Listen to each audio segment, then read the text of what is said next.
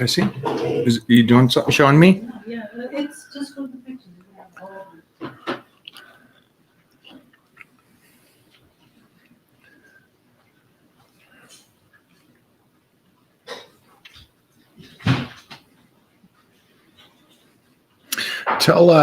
Tell Jesse to send you the link.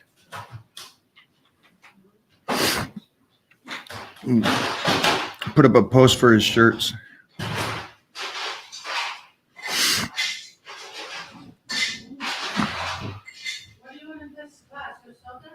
Yeah, the soda with ice and the Titan, but the glass one. Hi guys, are we muted? We're not muted, are we? Woo! Oh, look at that! Look at that! I don't know if Johnny has this. That's oh yeah, that? Old school mug, baby. Nice. Oh, I love the old school mugs. Got the my squirt. Oh, there you go. There you go. I have to be refreshed. I just had a absolutely fun and also a reality check workout.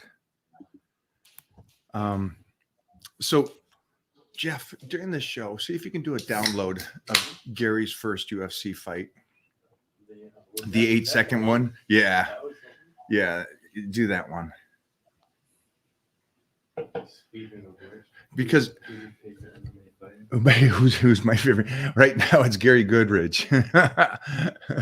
Hi, Johnny. I just want to say you guys look beautiful the other day. Oh, thank you. Yeah, Cherise looked absolutely amazing. I was like, Yeah, they look like just. What she's not telling you is she's like, hey, why don't we dress up sometimes and go out every once in a while? That'd be kind of nice. You know what? Or I'm moving out to Florida and going out with John and his. You guys come down here. We'll do that. We'll do fun stuff, dress up, do all kinds of cool stuff, man. You know, I gotta be the old folks home shuts the doors at 8 o'clock. So I got to be home before then. So I get my bread and pudding. Take me to the movies at 10:30 in the morning. We did. We went to the movies at 10:30 in the morning. That's I am okay. my dad. That's okay. You get that matinee time too. You get a cheaper ticket. Well, I get the senior citizen, so it's already good.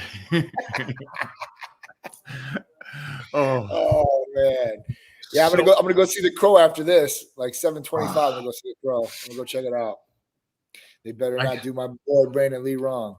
I heard, like I told you, I heard great things about it, and it's such a tough one to redo because of the person that was a legend that did it. Yeah, but you saw Aliens already, is that right? Yes, I seen Aliens. Yeah, it's Aliens, right? Yep. Was it good? Tell me. So, Sharice and them didn't like it that much. I thought it was pretty good. It hit all the spots with Alien. It had some really, really cool scenes in it and stuff like that. I think it could have been a little bit better, but it was super cool. And, if you know the Alien trilogy, or not trilogy, if you know the past Alien movies, there's a character you'll see in there that was somebody that's dead now in real life that played a character in Aliens before it was in this one again.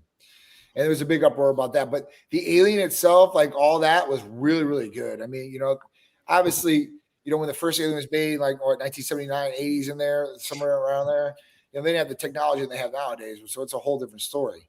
But I thought it was good. I definitely thought it was good. I definitely thought it was a good storyline. It played off Prometheus and all the other ones too as well. So, yeah, it was pretty good. I know they got one new one coming out too. It's called Aliens Earth. That'll be the next one. And that's supposed to be the first one. So they've got this chronological order of all these different movies because Alien versus Predator is in that series too. So I think there's like 7 movies altogether, and Aliens Earth would probably be 8, I think. It's right around there, 6 or 7. I just saw trivia, and it's funny. Nobody saw it, and I sure didn't see it. Yeah. In Predator 2, do you remember Predator 2? Yes, was of course. Danny Glover. Danny Glover. Yep. So there was a moment in the movie of Predator 2 that they showed the skeletons of what they hunted, and they had actually already an aliens. Yes. Yeah, they already had it in there, and it's like, they knew this a long time ago. Oh, for sure. I mean, it's in the comic books. They wrote these comic books way before the movies, a long time before. So, it was really cool to see it on the big screen and stuff like that. And like I said, you know, I'm an Aliens fan, so I think it was really cool. I think they tried to bring back some mementos, I think, from the Sigourney Weaver, era, especially in the first one. Yeah, she was awesome. And so, yeah, listen, I would say go out and go see it. It definitely was good enough to see. For them, they really didn't like it that much, Peter and Charisse, but hey, it is what it is. I'm pretty simple on that. Yeah. And then you got Crow Tonight. What did you see before that? Because I think I just saw something I saw Deadpool, which is we're gonna see it again. 4 times. I've seen pretty much everything out. I could probably go pretty much go down the list here. I'll just pull up my movie ticket stubs here. If you guys do see Deadpool, my boy Aaron Reed, which as well, is in there. Of course. And he's getting a lot of PR for that. So I think that's cool. It's great. I mean, in Florida. Listen, yeah, he was in the other Ryan Reynolds movie too. So at that point, like, it was really, really cool. Like, because he already had the experience. He was already connected to Ryan Reynolds to a certain extent, and now they can just move him into this other movie, and they'll probably move into more movies because of just that. It's awesome. They were talking about that, right? I just think it's cool that he's such a good cat, and he's been here and hustling forever. So it's cool to the friendship did it, because I know that they were talking about Deadpool. And they go, well, the CGI one from one of the Wolverine. Oh no, it was the previous Deadpool. Yeah. The CGI of that character was too much. Yeah, it was Deadpool. And they go, yeah, let's just bring Aaron back. We worked with him. He's a great guy and a good person. So Yep. Fit the role, man. He didn't no CGI needed.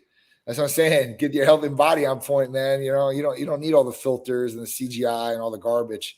And that's how it should be. That's how it was back in the day. Arnold, they didn't put muscle on Arnold. I mean, Arnold was Arnold. Those scenes. I mean, it was even Will Chamberlain back then, how he towered over. I mean, those guys were, I don't know, that was classic era. But I did see the last movie I see was Trap. Which one? Trap. So Trap was an M. Night Shyamalan movie. If you don't know who he is, boy, Sixth Sense and all that, right? So it's about Don't tell Standing, but. I like him. I like him as a director, and at least he gives stories that you don't think about. Yeah, I think. Yeah, I love his twist. Yeah, all the movies got really good twists in the end. It's coming. It's just something that just totally gonna blindside you. So this was good. Josh Hartnett, who was an old school actor back in the day, did a lot of work and then took off because he didn't like the Hollywood life, I guess, and then he started coming back. So this is really good. Josh Hartnett plays the serial killer, and the FBI knows that the serial killer is going to be at this concert that his daughter wants to go to. Oh, I saw previews to that. He has to get out.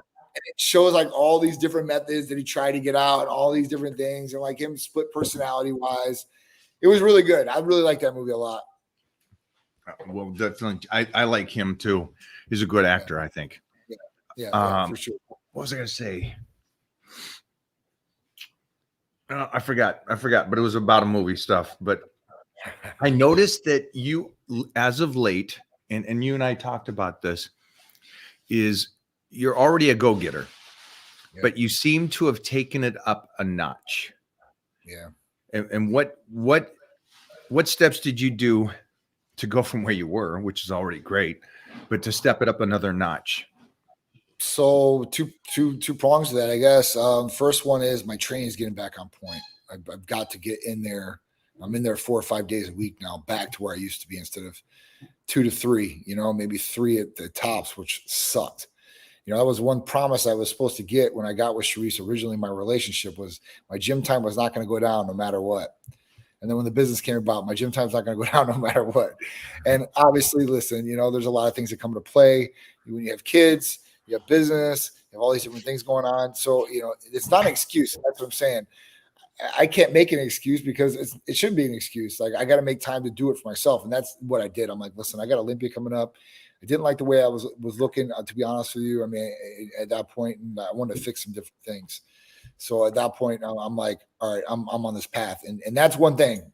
The other part is, my son going back to school. His baseball coach has him getting up and going to train like at 6 something in the morning. So that means I'm up at, earlier than I usually would be, maybe 5 o'clock in the morning. And at that point going. So, I mean, it's just two things, two sides of the coin where it's like, That's all jiving, and then the sleep pattern. So I'm going to bed, earlier, a lot earlier than I was. Instead of like midnight or 1 o'clock, I'm going to bed maybe like 10 o'clock, maybe 11 o'clock the latest. And I'm getting that hours that I need. And I'm waking up and I feel refreshed. So I'm not feeling tired when I get up, which is great. I'm like, yeah, that's a go. And then, I'm tracking my sleep, obviously, through my bed, like you track through your watch. And I can kind of see if there's progression or not progression there alone. And, the days that my sleep quality is not as good, it really reflects, I guess, in my day. I mean, I'm not tired by any means, but it's like, I think everybody has better days than some, here or there, I guess. I don't know. Maybe it's just the way the therapies hit me that day or what's going on. I feel great every single day. I'm optimal every single day, but there's just certain days where, it's just a little bit more, I guess. I don't know. Well, do you find when you go to sleep, are you trying to go to sleep? Because I find that it is, and I hate that this one, the studies got me. The studies are pretty good on this, relative to me feeling better, is if I do get to bed at a certain time and it's frequently at that time, I do get better quality of sleep. So it's the pattern of, for Absolutely. me. Do you find the same? Yeah. Oh no, that is 100% scientific based. If you get in a routine sleep and you're going to bed earlier, you're going to wake up refreshed the next day and you're going to feel better for sure. And that's definitely, and I agree with that 1,000,000%. That's the key. That's the key. If you can get in the routine, because your body, if you don't, it gets thrown off routine. And there's studies on this. Like it goes to shock. You'll stay up. You won't get quality of rest that you usually got. So like normally, what this will apply to the general person out there is, think about it. Every day, Monday through Friday, you've got a 9 to 5 job. You're waking up the exact same time. You're going through your routine that day, getting ready, going to your job, working the job, getting off, going to work out, hang out with your kid, and repeat, right? But when Friday and Saturday comes, a lot of people, they throw everything out the window. They're like, oh man, it's Friday, TGIF, let's go. And they go out and they start getting hammered and stuff like that. They start staying up to like 2 or 3 o'clock in the morning. Now your body, you're trying to go back to sleep. It's not going to get the rest. One, I mean, the alcohol is not going to help. Two, and your body's going to be thrown out of whack. One day or one weekend can throw your body out of whack, and you got to train your body to get back in routine. Which, if you've been doing a lot, it probably won't be that hard. But if you haven't been, then at that point, it's not going to be easy. And if you get in that cycle of staying up, you will be sleep deprived, and you'll stay up. You'll stay up, and yeah, I can stay up all night long. Well, that's great, but that's not really doing anything good for your body. I'm just being honest with you. So, you can push your body past the limit sometimes, I guess, but at other times, like, why would you want to do it all the time? Why wouldn't you want to give your body really what it needs? Recharge, revitalize, and recover. That's the biggest thing. Whether you're trying to gain lean muscle, you're trying to have, think better the next day, you're trying to have more energy the next day, your body, you want to run optimally.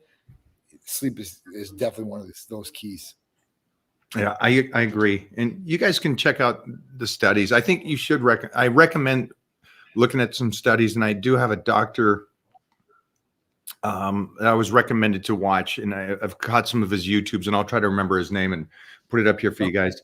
But it is the similarity of the time that you go to bed. Like, so I try to be in bed by 7:30, asleep by 8:30, and then up a good 8 hours later.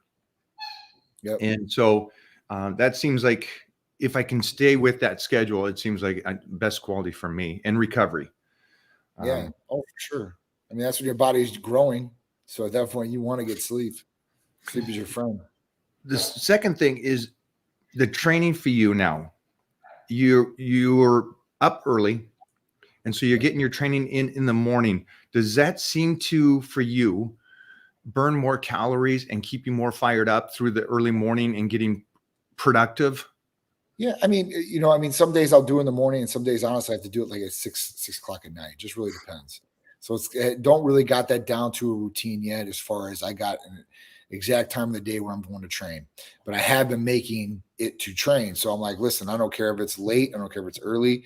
I tell Streets, I'm like, listen, where's my schedule at? And when can I go today? She'll be like, all right, during this period you can go, or after work you can go, whatever it is. I'm like, all right, cool. So as long as I can do that, I'm fine. But do it on those days that I work out early, of course, I think I feel a little bit more energy on those days and ready to go. Because that, when you're going through your whole day and then you're going to train, I don't take pre-workouts or anything like that zooms me up. I take an ECA in the morning, like probably about 8 o'clock in the morning. And it goes through all the day. And I get my workout in and I have the intensity. I'm there. Like, I'm not there like, oh, I'm struggling. I'm like, oh, I'm ready to go, And at that point, I know I'm going in the gym with a purpose. And at that point, I know what I have to bring intensity-wise. I know what I have to do to get where I want to go. So that's what I'm doing. I mean, I'm just following the playbook, man. It's very simple, very easy to do. It's just being consistent. That's what the main thing is. You see, that's a second level. That's above what I can do. I am a early morning workout first thing. It's the priority I got to get done. And I don't want to clock my workouts. I want to be able to go in, and when I'm done, I'm done. And so I like doing it in the morning, and then I get that, I guess, my meditation done, and then I can go through the day. But it's more impressive what you do, because it doesn't matter for everybody's listening. Either go before or go after, like Johnny does. And I give props to somebody that can go do their day and deal with life as it is. Some days are stressful, some days are not, but you still go to get the workout in after. That's a level I have not mastered. Jeffrey's got some questions here. Sure. Go for it. Can you share with me the healthiest way to high healthy testosterone? I'm in the low 600 range. If you respond, thank you very much. Damon. So, I mean, obviously, listen, what we've been talking about is one of the things, right? Sleep is key, I think, to healthy high testosterone levels. I think nutrition is key to healthy high testosterone levels. Obviously, activity, and that's working legs. That's, weight training. And I think some supplementation can possibly help out with that too, as well. It just really depends, how high you looking to get. I have a question. Is 600? He says it's low. I've never heard 600 being low. Yeah. So, well, I think he says I'm in the low 600 range. Oh, I see. My bad. Yeah. So, he's not saying it's low. He's just saying that his number is a low 600. I gotcha. Yeah. And, and that could correlate with age too. So if this guy's like 40, 50 years old, hey, this is a pretty good level for that age, right? Now, if you're having symptoms, this is a whole different story. Now, I don't know what your free testosterone is either. So, you got to look at all these different things, not just, total and kind of correlate it and try to do the right things naturally to maybe give yourself a boost. But if that doesn't work and you're still feeling the effects, then that's when you should maybe blood test, maybe with Type Medical Center. If you want to do that, nationwide service for you guys. And we can tell you what's going on, and we can optimize you, or we could try more of a natural play and go with maybe like enclomiphene or something like that, which would be something that somebody could try to boost their natural levels and not really cut off their natural production. I got a question, and that's this isn't actually for Johnny. This is for everybody out there. He's asking. He would like to get his numbers up. So I'm assuming that he doesn't feel good, and that's why he's asking, because I think if anybody out there is attached to a number, that's not what this is about. I know guys that are at 800 that feel terrible, and it's because their free testosterone's at 11. But if you say 800 to a family doctor, they'd be like, "You're a superhero." Right. Yeah, but I have, I'm tired, I'm depressed, I got all these symptoms, my body is sluggish. So there's other things going on, and then vice versa. Maybe you go get your blood work done and you find out you're 450 and your free testosterone's 24 in your mid 30s. Then you could just do a natural approach, and because you're doing okay. So don't attach to a number, attach to the symptoms, like Johnny's saying. Yeah. I mean, really how you feel, and if you have these symptoms, then you obviously want to get them corrected. But if you don't have any symptoms or anything like that and everything's good, then, hey, listen, that's okay too. It's really where you want to be and really what you want to do. question before we go off of that one. Let's say there is no symptoms, sorry, but you want to optimize. Mhm. So that's an interesting. What's a number like that look like? Because I guess we could kind of, if somebody's at 700 and they're at 24, then they can optimize with peptides. They could optimize with, what do you think? What would you do? When we start getting that high, like you really don't want to start messing with those levels. If you get like, I would say in the fives, like, if you're like 550, you're treatable. 550 and under, symptom wise, provider wise, health wise, if all that lines up. But it really does correlate to how they feel too, not just the numbers. So that's kind of what we're like. Listen, like if they felt the new patient paperwork and they're like low libido, depressed, no energy, I feel like I'm 60, but I'm really 40 years old. Man, you just hit 5 points with us right then and there that you have low testosterone, right? So if you're correlating this, and if this came back and you wrote this down in paperwork, because paperwork could be skewed too, and people know the game, and they're like, oh no, I feel like garbage, but my testosterone levels are 1200, right? Well, Yeah. Could try, but but if it's like a 500 per se, and the guy feels like that, then you know what, that's purely treatable, and it's up to the provider, obviously. But that's kind of where we lie. The protocols at when it starts getting 600 and above, we start like, hey, listen, maybe we can go a natural route, maybe here. But if it hits 7 or above, we're like, do you really want to mess with this right now? But we will look at the free, obviously, too. If that needs to be adjusted, then maybe you might need to adjust both by taking a medication. I think I was talking to a guy at the gym, and he was at 800 T level. His free testosterone was good too, and he wanted to optimize his health. And I said, well, then what you should probably do, my recommendation is talk to Titan Medical, but check your IGF, what's going on with your sleep. See what benefit you can do there. Maybe you don't need anything for your testosterone, but let's see what we can do for pumping up your energy, because he's getting ready for an Ironman. So they do the run, the bike, the swim. He goes, and I really want to amp it up, and I also want to get rid of this little bit here. And I'm like, well, it seems like you're doing great, and you're like a pinnacle of a person. But yeah, they can still give you some stuff to help you optimize it, make sure your joints are good, make sure your energy is good, and make sure you're recovering better. That's key. I think there's always that point too for the person that feels good. Yeah. Or they have a good testosterone level. Like, why am I tired? Why am I, like, it could be IGF-1 levels. It could be growth hormone levels. You're absolutely right. For sure. Especially as you age. Go for it. All right. Lisa Nunez, I tend to have relatively high total testosterone, but my free testosterone is always low. Any way to get the total converted to the free? So there's a couple of medications that are out there. I've brought them up before, like Danazol, Lisa, and that will free up free testosterone. It could possibly lower a little bit of your total testosterone. So if it's really, really high. Now, I know this as far as women go, like there's some women out there that have naturally high testosterone levels, like above range. And one of them is my wife. And one of the reasons that is happening is because she has PCOS.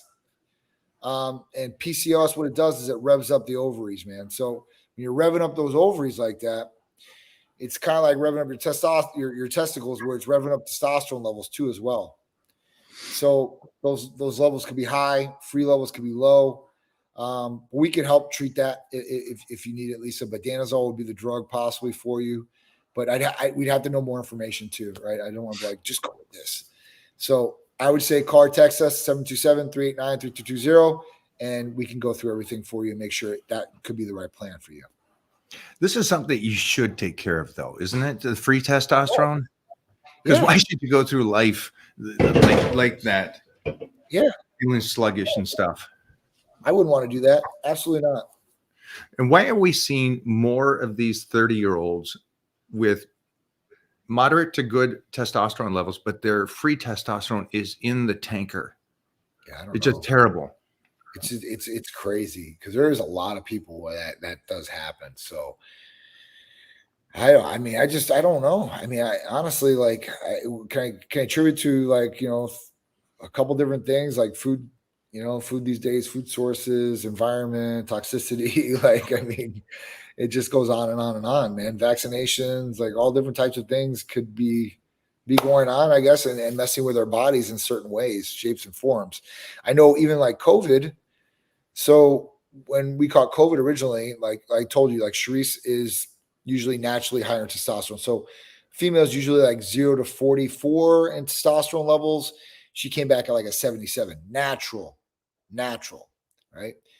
When COVID hit and she got it, it messed her all up. She was in the ICU, it hit her really bad. We did a blood test afterwards. Her testosterone in the tanker, FSH, LH, which stimulates this, totally shut down. And this not only happened to her, but it happened to I don't know how many of our different patients inside the practice. So did that mess with natural production of hormones in some way, shape, or form? Possibly. Like, it is what it is. Like, I didn't test myself as far as that goes, because every time I test myself, I'm on testosterone. So I couldn't tell you. But she's natural where she's not taking testosterone. So if it happened to her and it happened to other people that are natural, then there's something of correlation there, which is kind of scary. And this girl said, already a patient type medical. Yes, I've had PCOS. So that's what is the main driver for females with naturally high testosterone levels. Lisa, if you're a patient, I guess they haven't helped you out to that degree of what you need. So what I would do is if you want to text the main line, the main number that you see at the bottom, and say, Sharice, John would like you to look at this. And then we can look at your full name. I'll have her look in the chart. I'll have her go over with the provider and see if we can come up with some sort of solution for you.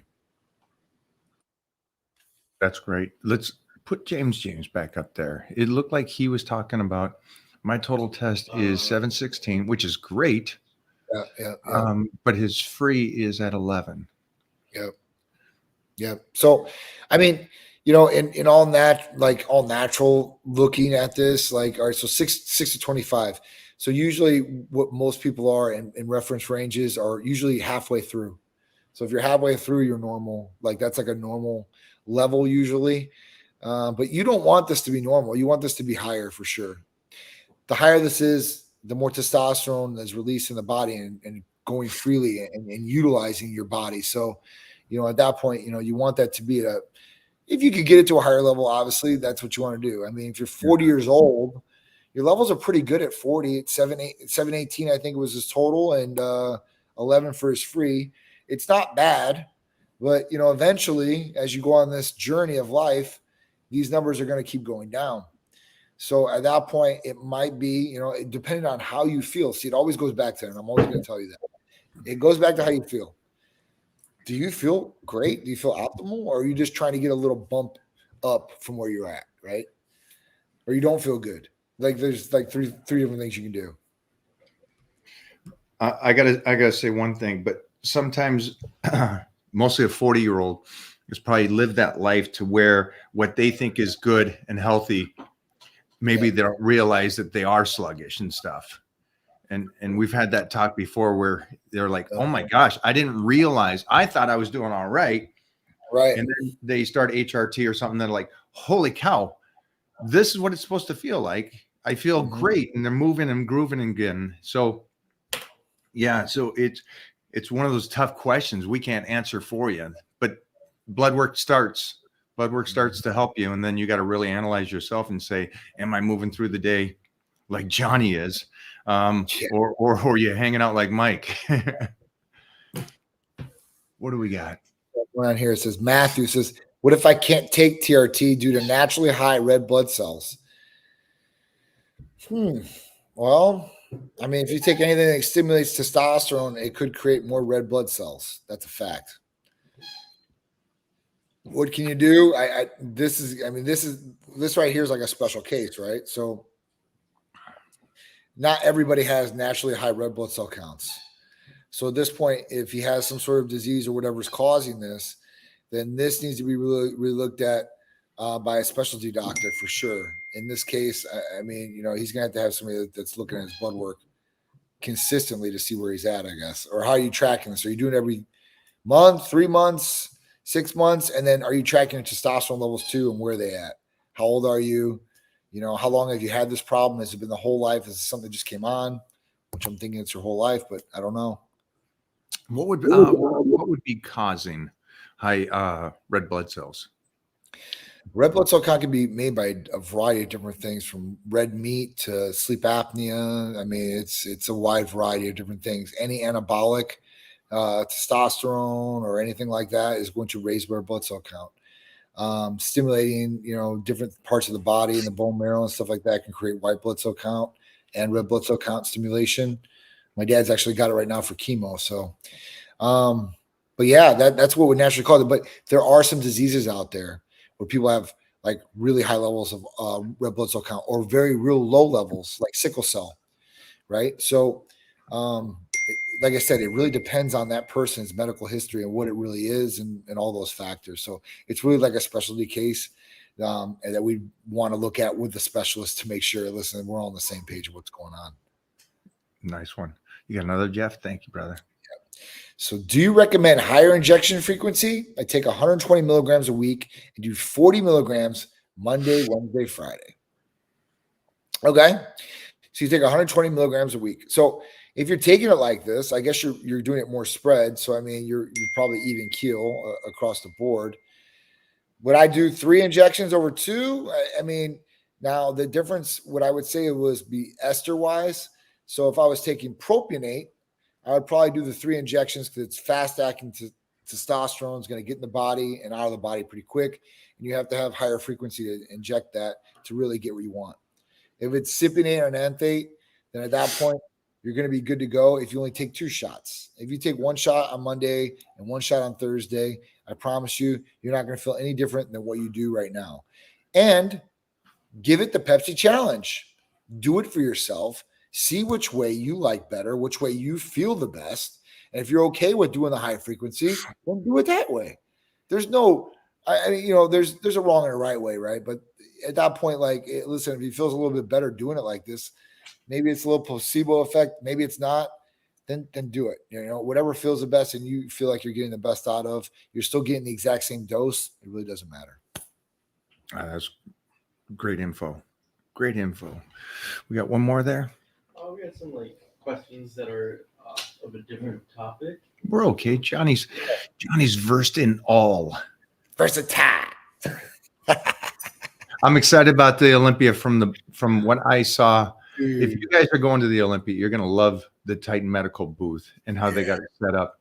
Yeah, it's gonna be very cool. I'm really happy. This is the first time I've ever built a stage there or did anything like that. So, you know, we've always brought our own stuff or shipped our own stuff out there. So it's gonna be nice that I'm not gonna have to ship maybe everything out there. You know, the shirts, maybe a little display and the table covers and stuff like that. But all the other stuff, I mean, you know, as far as, you know, the booth, the tables and all that will be there. So the graphic, which we got to work on, I want to make sure we get that perfect. And that's it. What I like is that before we go to this question, I think the booth is going to be something for the fans. You know, yes, they get to come by Titan Medical, but it's going to be something that they're going to remember, and they're going to receive some cool packages and shirts and some cool photos there, because you are setting this up in a way that it's going to be like, oh, I remember I was there. Here it is. It's kind of a cool cover shot. So yes. I gave some suggestions, but Johnny's the one that's going to make it happen. But I'm excited for you guys if you guys do come out to the show. And I'm excited to be there because I'm going to love doing this one. This is going to be so fun. I can't wait. I definitely can't wait. We're coming soon. It's coming real quick. 7 weeks. What do we got? Robbie Starr said, here's a question. What do you guys think of sauna and when and how to apply it? Thanks a million.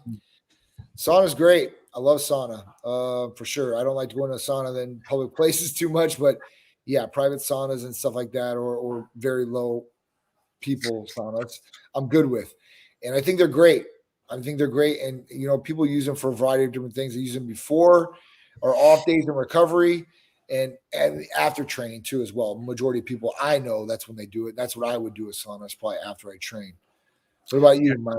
Yeah, more of the research now is after you train, it will help stimulate that growth. from the body after, even more so. So that's kind of a cool little thing to learn about if you can do that. I do have a home sauna. I used to just do it during dry out weeks and prep weeks because I didn't want to use that trick to manipulate the water. But now I've been doing it much more for after workouts and also to calm before bed. So let's get in there about 20 minutes after workout, and then 20 minutes before I go upstairs and go to bed. I'll do a 20 minutes and 10 laps in the pool, and then go up right to sleep with my Titan Serenity, and I'm done and I'm growing. That's awesome. So yeah, I like it. I just couldn't do the old I don't know, Russian bath bars or whatever they are with a whole bunch of people there with the old men going in naked. I'm good, man. I don't need to see that junk. Oh man. Like I said, I recently got diagnosed with Lyme's. This is the guy who was talking about his testosterone earlier. The red blood cells. Yeah, red blood cells. That could be it. That could definitely be it. I mean, I guess, but you got to be seeing a practitioner for this right now. What do they say? And if you had Lyme disease, how did you treat it? Are you still dealing with?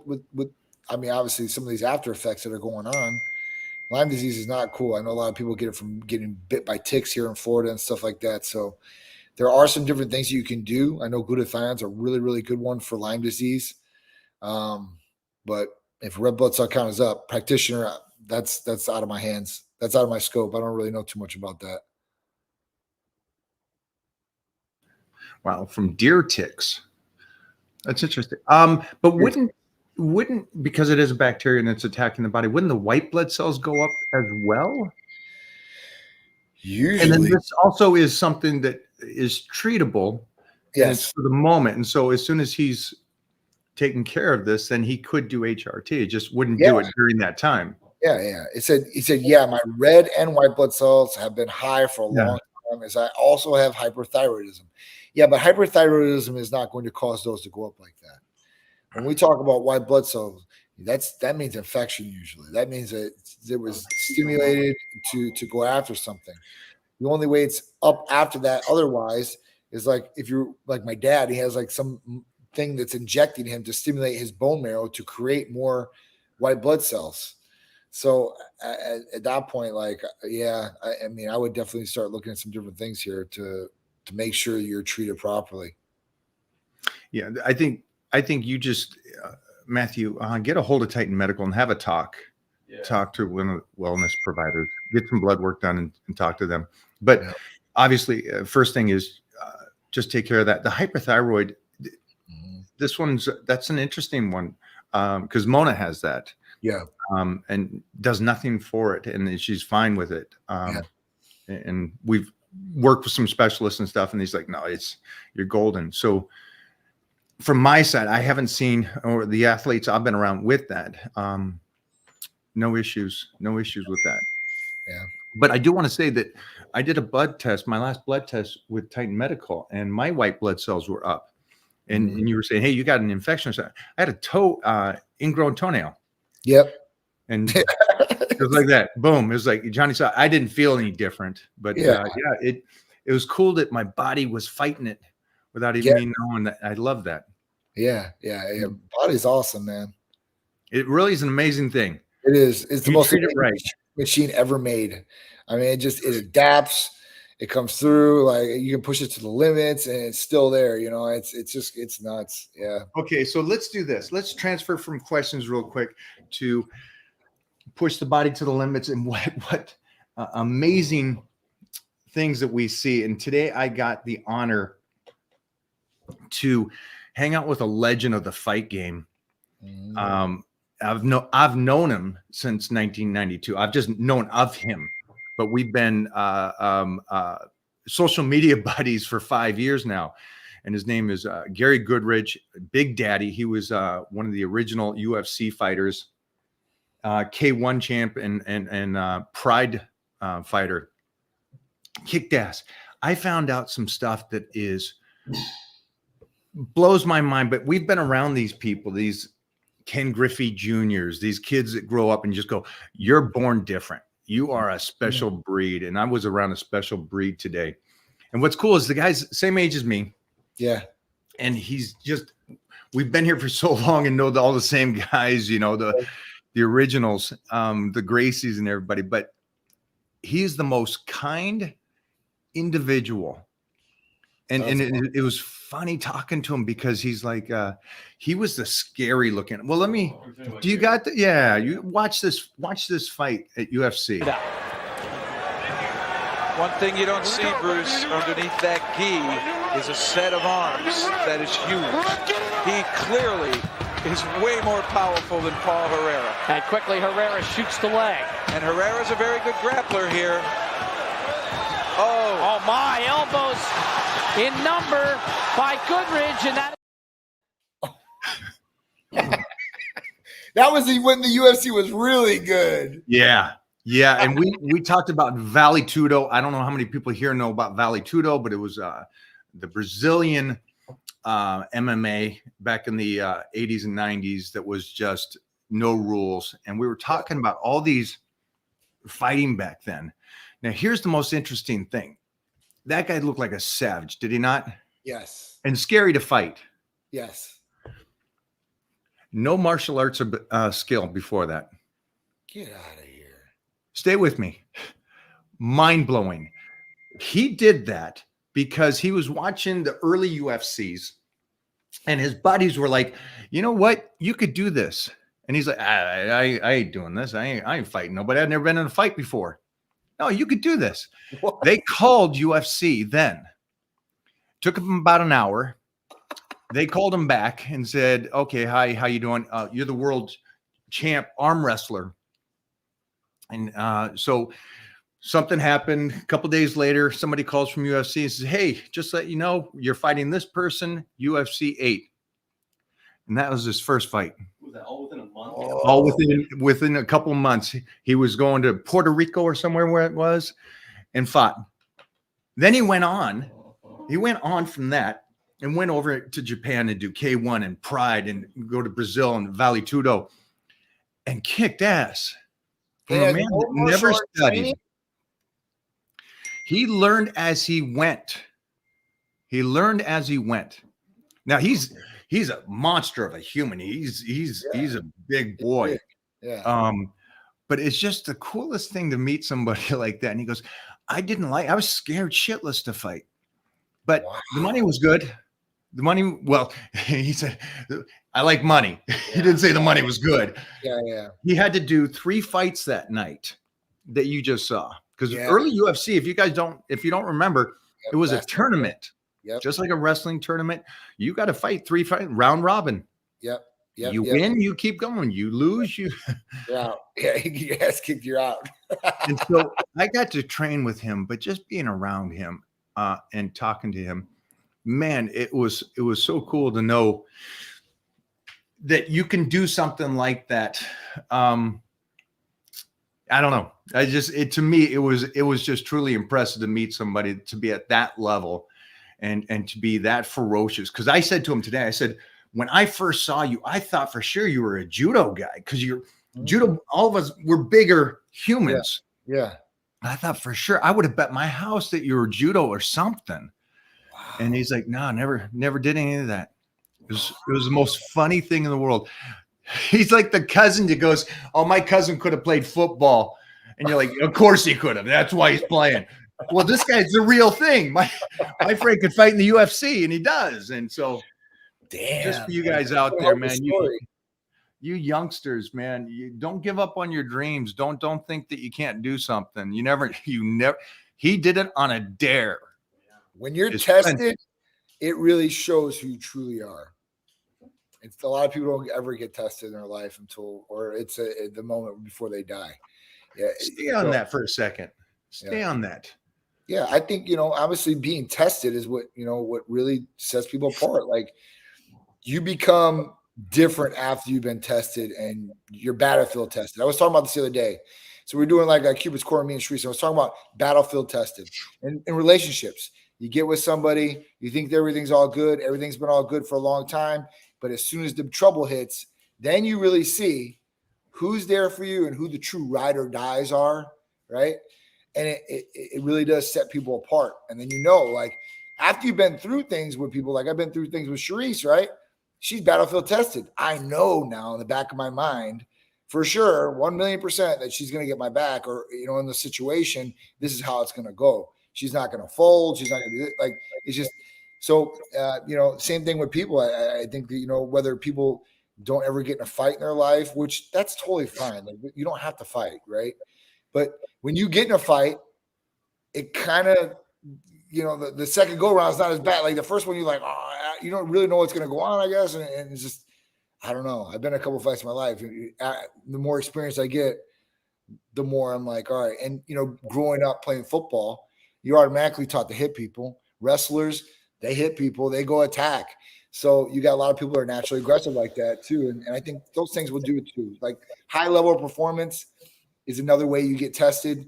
And if you can come through or not in those high level situations, that's what separated Michael Jordan from your regular other guy. Or even, even LeBron James, I don't think he's a go, but yeah. I was watching a psychologist talk about go out and get scared, go out and do something scary, something traumatizing in somewhat.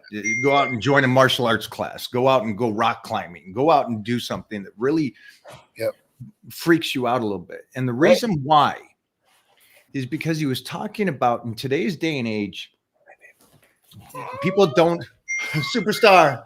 Hi. I love you. Look great last night. Oh, thank you. I missed you. I love you guys. The psychologist was talking about the reason why you want to do that. And they were like, well, why? A normal person doesn't need to do that. That makes no sense.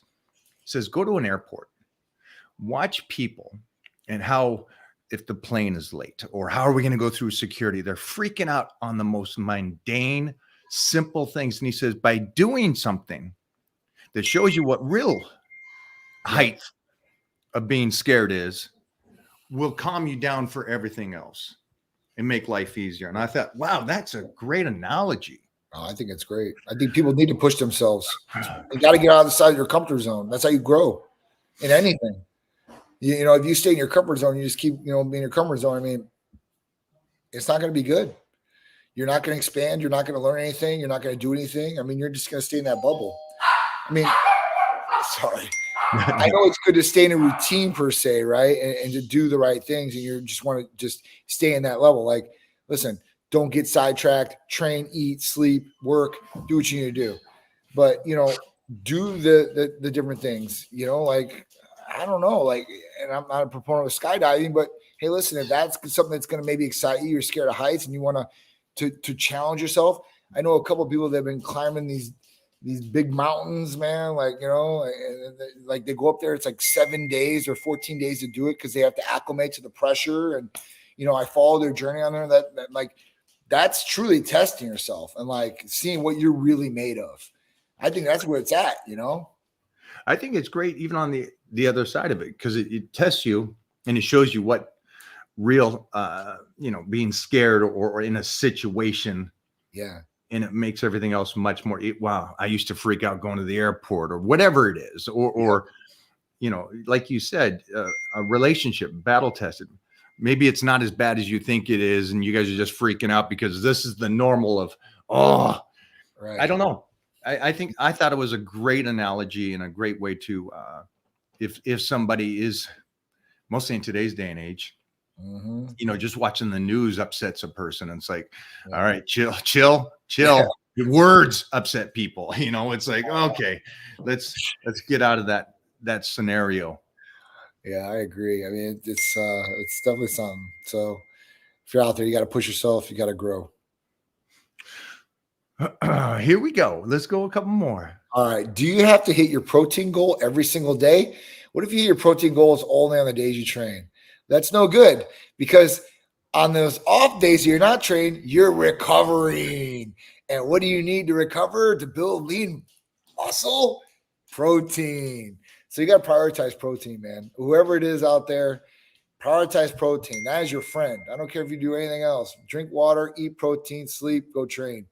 At that point, get some carbs in there too. You need some carbs. Some people like they shadow ban carbs all the time. Like carbs can be good for you. Just eat the right carbs and, in moderate, I guess. But at that point, protein is everything, right, Mike? I mean, every single day. I mean, you want to hit that protein goal every single day. I'm gonna leave John. You just handle that. You handle that one. I ain't even commenting on that. Sorry, man. You're much nicer than I am. I just, I'd say I'm trying to be nice. Hey, Mike, how have your goals changed as you have achieved your goals over time? What things do you say to yourself to keep you motivated when times are dark? Thanks for the positivity over the years. That's awesome. Oh, that's a great one. Yeah, the dark part is it resonates with me because trust me, I mostly live in the dark part. And I only worry about the dark parts. I don't worry about the good days. I don't worry about the moderate days. I only worry about the dark days and how to continue through those days. So I appreciate that. And for me, at this stage and how my life has changed is the fact that I got a little savage that I want to be able to take what my dad gave me and his dad gave him and the legacy and create a whole new growth from our lineage and make this kid a different human. Yes. And just me staying on my point and showing him what an old man can do really motivates me. And then as it comes to health and fitness, I think that if I continue the path I'm doing, I'm showing the old myths that you can't work out, you can't be strong, you can't do any of that after 35 or 40. Dude, I'm closing into ancient. Yeah, dude. You're living proof, man, for sure. Like Gary was so kind to me. He didn't need to. He's a legend, but he was like, God, I thought you were like 210. What the heck? I thought there's no way you're as big as me and bigger than me. I'm like, yeah, I'm a little different in person. Yeah, definitely, bro. You're definitely a sight, dude, for sure. You're definitely bigger than 210, even on your skinniest day you've ever had around me. Yeah, I was 13 when I was 210, 14 years. So it's like, yeah. Yeah. So yeah, it really is understanding that I only got this life. I only have this. And if I ain't gonna, it's like the last post. The reason I didn't comment on the last guy about protein is because that's a half-assed person. Yeah. And if you listen, how much do you value your life? How much do you just sit there and go, God dang, I need to make the best of this shit. Right. Even on the dark days, I need to freaking. That's me. You really need to dig in for sure. Yeah, that's me. On the dark days, I'm like, dude, you ain't going out like that. No, definitely, for sure. That motivates me the most, man. Those days. And looking back at those days, remembering. Because you're a different person coming out. Yeah, for sure. All right. James said, John, if I start bumping my 718 total test, does it mean I have to continuously keep using it because it's an exogenous test? So if you start testosterone, yes. All right. Now, that's what I said. 718, I might not mess with it. But at that point, like, it's going to start going down over time. If you want to keep it at that level, maybe test next year and see how it is, then you can do that. But once you start taking any exogenous testosterone, you're going to have to stick on it to get the level that you're at right now when you're on it. If you're going to want to go off, you can go off, but we just don't know where your level is going to come back as. It might not come back as a 718. It might come back as a 650 or 600, whatever it is. So it might not come back as good. There's no guarantee in this. So that is the caveat for you. And that's a choice that everybody has to make. James, will you answer what is the 718 that turns you on? Yeah. I know Johnny can't do that. Johnny can't say what I'm going to say. Or Johnny shouldn't say what I'm going to say. I'm going to say, what's with the 718 when you have the free at 11? Yeah. I don't understand why you're stuck on that. So why would 500 not be bad? Right. And your free is at 25. So that's my question. Yeah. And let me just finish that. I don't want Johnny to go against what he believes, but for me, I think you're free. And had a couple people talk to me in their 30s, and I said the same thing to them, and they said, "Yeah, I feel 10 times better." You know, their testosterone was both 850 and 900, huge numbers. Came down a little bit, but their freeze went from 7 and 11 up to 25s, and they said, different world. So that everything's got to work together, guys. Everything's got to work together. I totally agree with you 100%. Do I want to get both numbers optimized? 1,000,000%. But you know, the only reason, like I said, that I've ever made the statement and make sure that I declare to people like what could happen side effect wise is because, like I told you before, I've had people and they get stuck on that number. They get stuck on that number, you know, and then if that number goes down, then you're the bad guy. So at that point, like, you know, I always tell them, I'm like, listen, this is going to happen. At least you have knowledge and we're being transparent about what's going on instead of just putting you on it and that happens and you're really upset about it. And there's really nothing you can do except for go on testosterone. Yeah. Do something to supplement at that point to get it higher. So, you know, I like to put it out there, but I do agree with you. You want your free as high as possible because that's what your body's utilizing. So if it was your total that went down maybe 100, 150 points, maybe 200 tops, and you're getting the back end, you're getting deposited in the body and it's utilizing at that point. So, you know, you got to correlate those numbers. I think both the numbers should be good, but you know, free is what you're utilizing. So if it's not too low because that's your reservoir, your top, you know, if you were at 246 and you had an 11 and you want to say Danazol, I'd be like, you're clinically deficient for testosterone. Yeah, no, it's time. It's time. Yeah. But 718, I mean, you could probably go down to 500 and raise your free up to 25 or even higher and utilize it and really get the effects. Question for you. It was interesting too, because we were over at Gold's and we were training and one of the guys that was with us is on a basic HRT dose, just basic, and he's early 40s, right. But he'll pop his top and he looks great. I'm cool with him popping the top because he looks good popping it. And just for all you guys at Gold's Gym that you're popping your top, keep your shirts on. There's a lot of you that should not take your shirts off. Stop that. Don't disrespect Gold's Gym. Come on. I can't wait to see this place. So that being said, his basic dose is just a healthy guy, 42 years old, but he looks incredible. He looks great. Yeah. But he's an actor, you know, so he does movies and stuff. And so he has that superhero physique. And it's interesting because he looks better than so many guys that were there today that are number addicted. I got to have my T level at 15 all the time. I need it to be aired.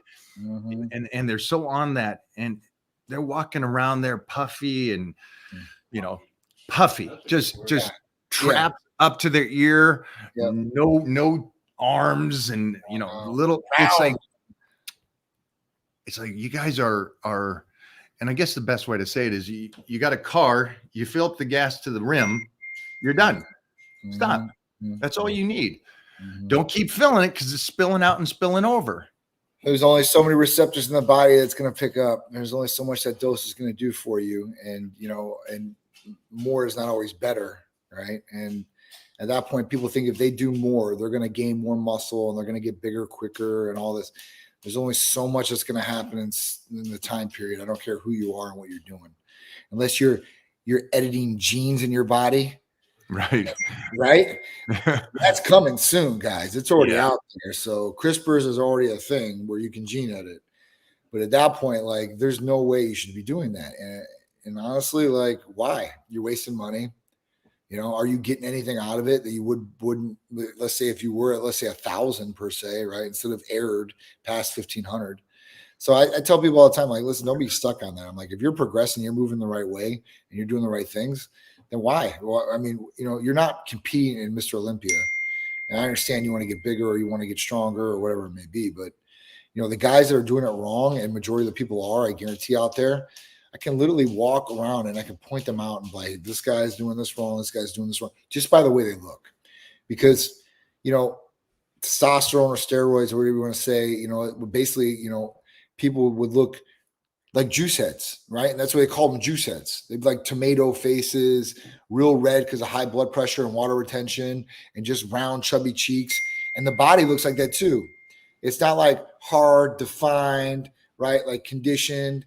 It's like fat, water, and just round. It just doesn't look good, man, at all. So, anybody out there, I'm like, man, dial yourself in, get optimal levels. Yes. If you want to crank it up a little bit, fine, but don't do it all the time, I would say. And at that point, like, be smart about it. And really, I guess the way you look is everything, and the way your clothes fit. So I guess, people want better looking. I mean, I don't know. I'm going to do a movie approach. A movie or a story is always full circle. So I'm going to bring it back to the question the guy asked earlier about how to do this on the dark days. And the one thing I have in my corner is that I know I can keep at least doing what I'm doing. Mm-hmm. And so that allows me to get in the gym, continue to go. I'm not doing anything extreme, I guess you would say. I'm not lifting like my 20-year-old self, Right. And the reason why I say that is because of the fact that you said Mr. Olympia, but obviously there's not an Olympia person that looks like them right. when they competed compared to now. Right. So back to the point of somebody going and blasting and doing all their stuff, you can't do that for a lifetime. No. But my friend, the actor who looks great, yep. can do what he's doing for a lifetime. Right. And that's the win. That's the win in life. Okay. So you don't win the Olympia, but you know what? At 50, you're going to look better than Mr. Olympia. So stay on the straight course, stay with the HRT and listen to what John's talking about. Don't be one of these gym guys that go, forget, I'm going to do whatever the influencer is telling me to do. It's like, guys, we want you around to be able to, teach and do and enjoy life, because you'll realize, and most of the Olympia guys have talked about that. There's just so much life after you compete. Look at C-Bum. He's going to retire, it looks like, right? I do not know. Good for him. He's good for him. He's like, you want to do it after so. I mean, listen, he's already got the championships. I mean, he's got the gold. He's got the, he's got the Sandals. Like he's got generational money. I mean, definitely 100%. Now he's 30. Right. He's young. Now fix the health, take care of whatever future issues come, and he could take care of himself and be great and healthy. Absolutely. And raise the family and do everything. Didn't he have a kid, or he's going to have a kid? He's got a baby now. So he's a smart kid. Priorities change, man. We have kids. You start, not just thinking about, you're like, oh shit, I got to start thinking about them. And then like, I want to be around for them. Right. Like, so that was his. I don't got a doorbell. Nobody rings this doorbell. All right. Give one for Johnny to knock out of the park. You good for one more? Sure. All right. It's your friend again. Is it a good thing to do some light cardio for 30 minutes after each workout when you're trying to cut a little bit of weight as well? Sorry, I'm 3 months into my journey new to this. So yeah, you can do cardio after you lift weights. Obviously, keep the heart rate up, burn some calories. That'd definitely be a good way to lose some weight, I think. What do you think, Mike? So you're 3 months into this. Yeah. Health and fitness is an amazing thing, and it is a very tortoise. It's a very slow. It is very molasses. It's going to take a long time. The beginning is what's going to keep you going. Get a trainer. Mm-hmm. Get a trainer. Stay with one person's information from that person to you, and stay with that for the next 6 months. I can see that you're not fully understanding how this works, and you're just throwing cardio in because you think cardio takes care of fat, but it's the food that does that, and proper training will take care of that. You don't need the cardio. So there's a million questions you could ask.